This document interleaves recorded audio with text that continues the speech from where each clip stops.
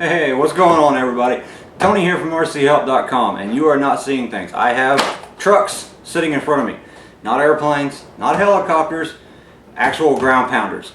This is how I got into this hobby. I got into it with a truck that looked almost like this one. It was a Team Associated RC10T, the old aluminum tub chassis, piece of crap, didn't jump for nothing, but it got me into it, you know what I mean?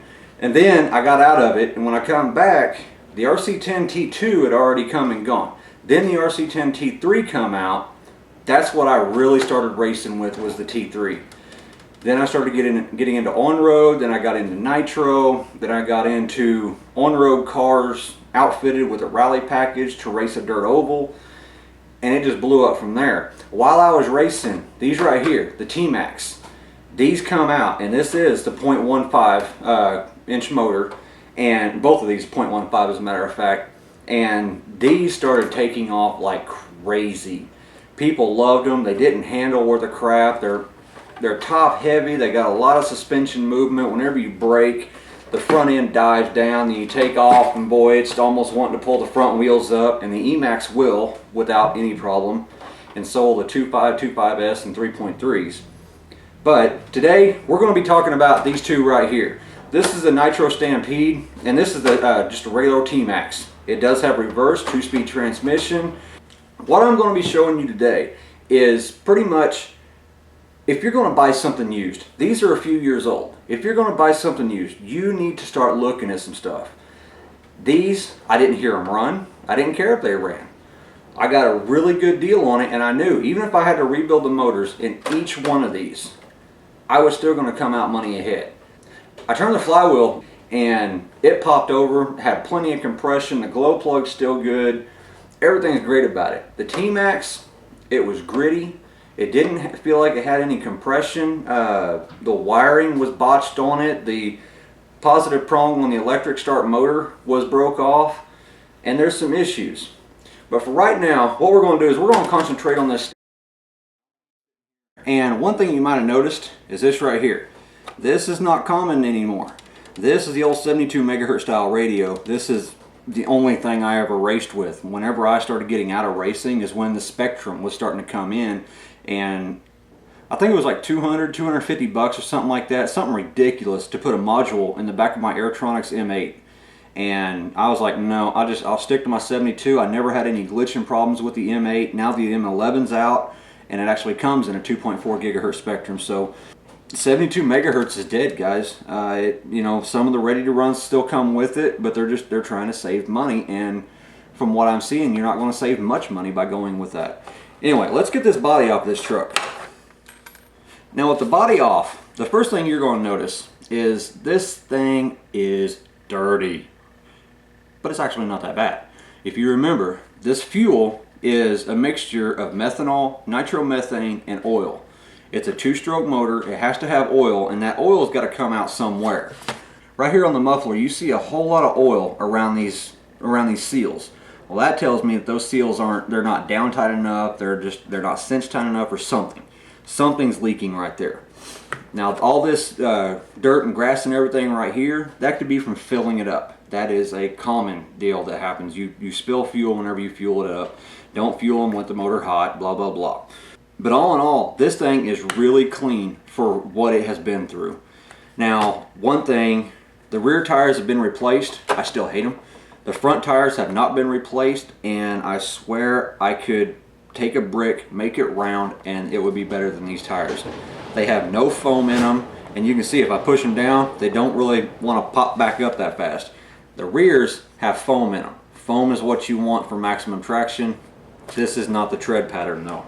The tread pattern you're looking for is something like this if you're going to be doing a lot of backyard bashing. Little knobby tires. These big low-C ones work really well in grass and mud and dirt. And they got some more aggressive ones too. And then if you look at these front tires right here, these will work so much better. This is what actually comes on the Associated trucks. The inside has this double groove. The outside has the, I guess you call it a quadruple groove. And these things just hook up like crazy unless you're running on like a blue groove track or a real smooth track, you know. I was going to put these on, but this one's running bushings, so and they won't fit in my wheels. This is made for an associated. I think I actually run this on a Losi one time. They won't work on this truck. Now, even with as dirty as it is, you can still look at a lot of stuff. I have already plugged in the starter. The motor cranks over and everything is golden. One problem that I did see, there is no air filter on this motor, but I look down in the motor and I don't see anything down in there. So I think what he was doing was swapping the air filter back and forth from the T-Maxx and this one. The receiver pack is going to be located back here. This one should just take 4 AA batteries. Very simple, very cheap. Your receiver is going to be up in here, which I don't really like it being this close to the fuel tank.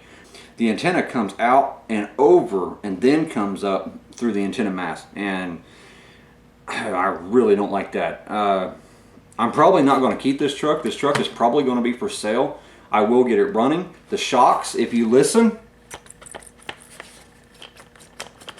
this one has almost no oil in it at all. This one is real low. Same thing with these over here. It is pretty much an art to get these shocks all set up and correct with no air, especially if you're not running bladders. If you're running bladders, it's a lot easier to keep that air out of them. I don't know what's in these shocks. I am not a Traxxas guy. I'm an associated and Losi guy. It's all a part of the game whenever you're buying used. So, but like I say, this one is in pretty good shape. The electric start works, the motor works, the engine has great compression. I know the glow plug works. One thing that is off on them is we have a lot of camber on these rear tires. You don't want that much camber. I always run about 2 degrees of negative camber, and it's always worked really well for me no matter what I was doing, whether it be racing or backyard bashing. The other thing I noticed is there's just a lot of play in some of these links, and the only way to really get rid of that is to replace these outer link ends, outer tie rod ends, I should say. The front has a whole lot of play, but I think that's more in the bushing. But again, you can see just how much camber this thing has. It is way too much for this truck. Now that we've looked over this one, let's get that T-Maxx up here and take a look at it. And the T-Maxx. Again, just like the other one, this one's got a lot of camber issues, but we'll get into setting these up a little bit later. This one's a little bit more dirty. It's been more beat up. If you look at the top of the motor, you can see he has run it without the body, scratched the hell out of the head. Not a big deal. The underneath side, pretty dirty, not too bad. Let's get that body off. Now over here, there is a crap ton of oil, dirt, nasty. He's run it in wet grass. It's all kinds of nasty. The air filter that is in this motor is basically tire foam that's been coiled up. Whenever it's coiled like that, it actually leaves a gap on the edge, and I don't trust it at all. Whenever I got it, this primer on the fuel tank was bent. Not a good thing. The throttle servo has been replaced with an associated throttle servo. It's just a regular plastic gear servo. It's a piece of crap.